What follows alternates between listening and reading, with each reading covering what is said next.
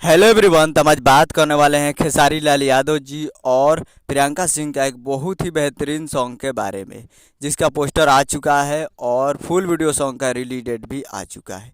और इस गाने को लिखे हैं विजय चौहान जी और इसमें म्यूजिक दिए हैं शेखर शर्मा जी और इसे गाए हैं खेसारी लाल यादव जी और प्रियंका सिंह जी, जो कि आपको स्क्रीन कवर दिखाई दे रहा है। जिस सॉन्ग का टाइटल रखा गया है रेतिया से रेतल कर, जिसका टाइटल है रेतिया से रेतल करो।